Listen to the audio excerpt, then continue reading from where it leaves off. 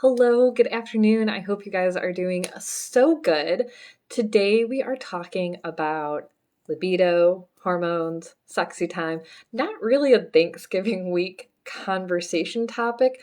Maybe it is because you have some time off. Doesn't matter. It's a year-round conversation. So, fair warning, this topic is not safe for work, probably not safe for kids. I'm going to be naming anatomical body parts, talking about physiology, so I probably will be swearing a little bit because I'm a little worked up writing this, so heads up, if you're not into that, then be on your merry way. Hope you have a great week. So here's what's going on. I'm reading Come As You Are, The Surprising New Science That Will Transform Your Sex Life and You by Emily Nagoski.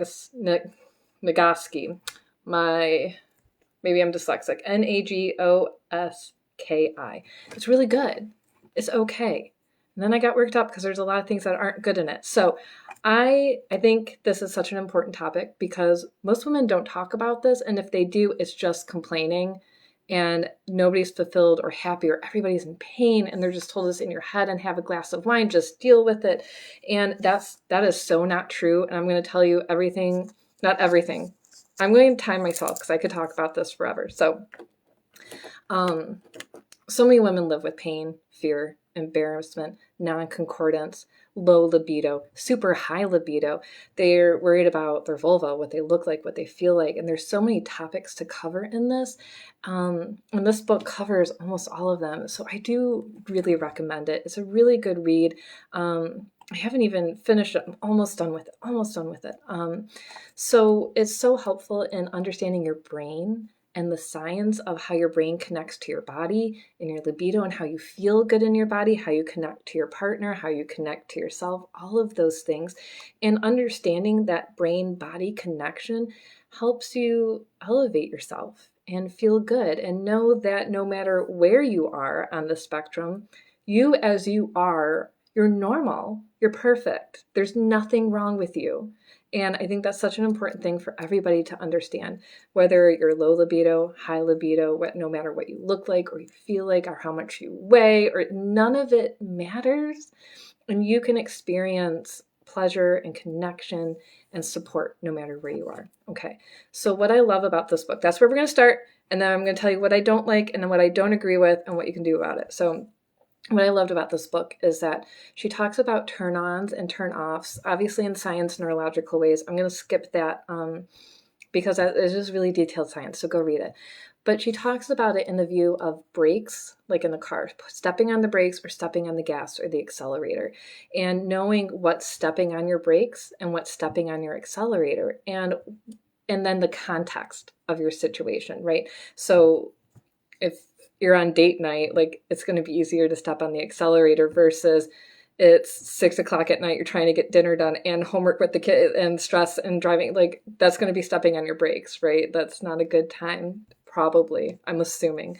And what a great conversation and what a great visual to talk about with yourself and your partner to say, hey, this is really stepping on my brakes. I cannot get in the mood. This is not the time to be like, there's a concrete block on my weight or my brakes. So how do you manage that and say, okay, let's shift that into the accelerator, working on what works for you in context. So and there's a million things, right? Like, are you at home? Are you on date night? Are you in public? Are you in private? Like all of these things, and they're not different for everybody, but they are different for everybody, right? And there's no shame in your game. And so I really love that. The other thing she talks about is everyone has a different sensitivity. So you, like, some brakes are really sensitive. They just need a little tap and you screech to a halt. Some accelerators are like that. You just need a little tap and poof, the car goes off, right? You're done, you're good, you're down the highway. And that sensitivity also plays a huge role. And working with it. And it's not necessarily about overcoming the brakes.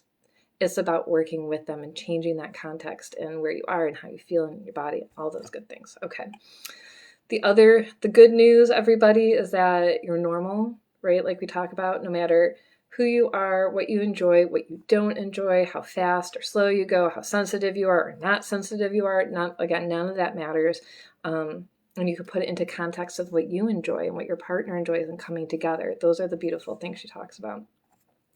She talks a lot about healing, embracing yourself as you are, your past, your upbringing, society, culture, religion, self-confidence, all of those. It's a very, very short chapter, and there's tons of books, tons and tons of books written on this topic. Number one, go see a therapist. If you have past trauma, especially around sexuality, whether it was abuse, rape, molestation, emotional incest, maybe religious trauma, it doesn't matter. Go talk to a therapist. I have like the best one on the face of the planet, in my opinion. I'm happy to share her information. So find somebody that you love and you trust, okay? And then she has a great context exercise journaling. So that's also what I want to show you. So in the book, she has you write down 3 positive sexual experiences from your past. Describe it here with as many relevant details as you can recall. Now consider what aspects of that experience made it positive. So what is the context? Your physical health, body image, mood, anxiety, distractibility, worry about sexual functioning, and then all your characteristics of your partner. What about your relationship, trust, power dynamic, emotional connection, feeling desired, the setting, private, public, distance, phone, chat, seeing your partner do something positive like interact with family or do work. What about your other life circumstances, work-related stress, family-related stress, holiday, anniversary, occasion, all of these things. And then the same thing on the other side of a not so great sexual experience from your past, with the same details, same context. And then what she has you do at the end is go through a sexual cues assessment. What did you notice as reliable context for great sex and reliable context for not so great sex? So like right off the bat, body image, right? If I don't have good body image, no, bad, horrible context. You're not getting in to change that. So, and then at the bottom, it has things to do. So looking at these contexts saying, okay, hey, I feel really good when I'm this, and this, and we're here in this space, or you're speaking my love language, whatever that is for you. Well, here's where our relationship is. Here we are in our house, or, things like that. And then how much impact does it have? How easy, how soon can you do it? And then the changes that you can make. And be concrete and specific as you can. These should be actions rather than abstractions or ideas or attitudes. So like things that can go on your to-do list, which is really cool. And again, it's going to be different for everyone, and no shame in your game. So it was about what works for you, what works for your partner. And if you're single, it's about that for you as well. There's what type of dates, who do you want to be with, what's the trust in your relationship, all of these things. Okay. Like I said, I could talk forever. What I don't like about this book. Okay. She comes out, and I have a ton of notes. She comes out and says, your libido is not about your hormones. It has nothing to do with hormones. That is the worst information you can give women. She said, this person did research. It did 6 studies, and hormones have no interference with libido. I'll tell you what, I have been treating women for 12 years, 13 years. All of my patients who struggle with low libido all have hormone imbalances. Is that the only thing? No, absolutely not. We cannot write off trauma and work and stress and everything. It's all interrelated. But to say, you don't need to worry about your hormones, it's not a big deal, is such a lie. And she obviously has never worked with anybody who has hormone issues, or she has, but she's ignored it. Hormones are key. Do not ignore them. Get your hormones tested. Do a saliva test or a Dutch test. You can do a blood test. However, they're inactive hormones. It's a whole thing. You just really have to figure out with you what's best for you, depending on where you are in your life and your cycle, all of those things. I'm going to talk more about that as we go on, because going into this, she says lubrication does not equal being ready for sex or penetration. Yes and no. Absolutely. I agree and I disagree, and I'll tell you why. So yes, I agree that lubrication, being wet, ready, does not equal being aroused. You can have lubrication and mentally not be ready, and that's normal. That's healthy. It's okay. And that's what non-concordance means. It means your brain and your body are doing the opposite things. You can also be mentally like 100% like, let's go, I want to do this. And your body's like, no, not happening. And that's okay too. So there's this attitude of just accepting what isn't working and throw some lube on it. Your body's not ready, just throw some lube on it. Lube's great. Oh, we can just ignore your body's signal. And that is so wrong, in my opinion. So wrong. I have spent hours, probably in the thousands of hours, thousands of dollars on relationship classes, sex classes, books, coaching, all of these things. So I'm going to share a little bit of that with you today too. The key with all this is understanding your body. So I don't want to use the words normal or healthy because I don't necessarily agree with those terms, because everyone is different. And someone with PCOS is going to look different from somebody who doesn't have PCOS. Someone who with endometriosis their normal is going to look different from someone who's postmenopausal normal, okay? So for, let's just say, a woman who is cycling, who's getting her period every month, she's going to notice she's probably going to be more lubricated around ovulation time. That's normal, that's healthy, it's expected. Maybe expected is the right word. Your body's ready, wants to have a baby. It's like, let's go, right? And you might notice you're just sitting there watching TV, bored out of your mind, and your body's like, let's go, let's do this, right? And then around your period or after, any time outside of ovulation, you might have a harder time getting wet. Normal, expected, healthy. Doesn't mean that there's anything wrong with you. So knowing that, and then you might say, well, you know what? It doesn't matter what time of the month is. I'm not getting lubricated at all. Something's wrong. Might not be wrong. So, right, we have hormones, key. We have context, like, are you in a trusting relationship? Are you trusting your body? Do you feel safe? All of these things are really important. Okay. You might need something you aren't getting. Foreplay, trust, connection, build up. Something's missing.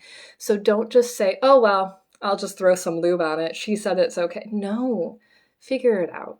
There's nothing wrong with using lube. Lube is great. It's important. It reduces pain, friction. It's great, especially for you're using condoms or toys. Use lube, absolutely. But if you're not self-lubricating, something's going on. Take a moment. Check in with yourself. Check in with your partner. Are things moving too fast? Are they moving too slow? Like what in that context is missing? And once you figure that out, it's a game changer.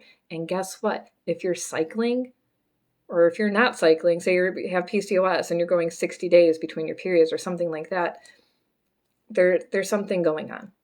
You need to figure out what it is. And that's up to you, both emotionally, physically, and then functional medicine side. Okay. The next thing she says, she has like a 1 page on pain. One page in this whole freaking book. And pain is something I'm very, very passionate about. Women who experience vaginal pain during sex, during penetration, whether it's fingers, toys, penis, pain in outside vulva, inside vaginal, inside gut, ovaries, stomach, right? The pain just starts spreading up. There's a lot there. She says, pain is basically in your head, and you get to decide how much you want to tolerate. Now, she said when she does talk, she talks more about it, but for not putting these things in her book, I could just throw the whole book out. So in my notes, I have all my swear words. So just what the fuck. No, you don't necessarily have to live with pain with penetration, whether it's a tampon, whether it's a dilator, whatever it is. Go see a pelvic floor physical therapist. I will give you a referral. I will write one up and email it to you. I started seeing someone, and she has just radically changed my life. I thought something was wrong with me. I thought maybe I'm just too tense. Maybe I'm just too this. Because touching is so significantly painful. And what she worked on and doing all that muscle release and the therapy and the exercises, the biofeedback, I realized that my pelvic floor was just so tight and tense. any touching was just violently painful, and it's not my fault. How cool is that? I didn't do anything wrong. My partner's not doing anything wrong. It's not in my head. And now pain-free. It didn't take that long either. And things that were painful, like parts that shouldn't be painful, are no longer painful. And this is especially for women who have, whether it's bladder or fecal incontinence, whether you stand up after you go to the bathroom and you dribble, that means your pelvic floor is too tight. If you laugh, sneeze, cough, and you dribble, that's a pelvic floor too tight issue. Not women are told like, oh, you're too loose, which is why you have incontinence. No, it's not. You're most likely too tight. And it's just like tight muscles. Like think about your shoulders. You gotta get them to relax so you can breathe. Same thing with your pelvic floor. It breathes. It moves up and down. It moves with your diaphragm. You have a pelvic diaphragm as well. Very cool stuff. Get help. The other thing is hormones. What happens when your hormone changes? The tissue in your vagina changes and around your vulva. It thins as we get older. We have less fat and less padding around there. It can be more painful. So one, physical therapy, getting the muscles worked out, getting everything coordinated and lifting, getting your abs coordinated is huge. And then hormones, estrogen suppositories are life-changing, game-changing if that's what you need. Warming up and cooling down, adequate amount of foreplay, understanding your body, so important. So you do not have to live with pain. It's not all in your head. You don't need a glass of wine or a Xanax. You need pelvic floor physical therapy. You need biofeedback. You need support. If you don't have anyone near you, message me, I think coreexercisesolutions.com. This is a physical therapist who has online programs. I used to refer everyone there. I love them, but you can't pelvic floor therapy yourself. You can, but it's really hard to do. And the other wonderful thing, I talk about this all the time, is she's trained, my physical therapist is trained in visceral health as well. So she's helping with my colitis, with my gut pain. She felt externally and internally, she's like, oh, your colitis is right here. This is the bad part. She knew exactly where it was just by touching outside of me. So she's working on the pain, inflammation. Like I said, I could talk about it forever. All right. The last one is not every woman can have an orgasm, and not every woman should be expected to have all types of orgasms. I have on my list right now 16 different types of orgasms women can have. How cool is that? It's pretty awesome. Guys get like 2, women get like 16. So we're pretty lucky. So yes, that's true. All women cannot have all orgasms. Our bodies respond differently. We find different pleasure in different things. What one orgasm might feel really good to one woman, it might feel horrible to the another, and that's okay. There's no pressure to have every single type of orgasm that's ever existed. Enjoy every single one of them every time you have sex. That's not necessary, okay? How you respond is perfect and wonderful, just the way it is. Yes, you're not required to have all the types of orgasms or even one type of orgasm. If you struggle with orgasm, whether it's because of stress, whether it's because of medication like antidepressants, whether it's the relationship or trauma or something, you can have a fulfilling sex life without orgasm. You can still have pleasure, connection, all of those things. You don't have to have an orgasm. On the other side of that, you can, right? You can train your body to have these different types of orgasms. It takes time.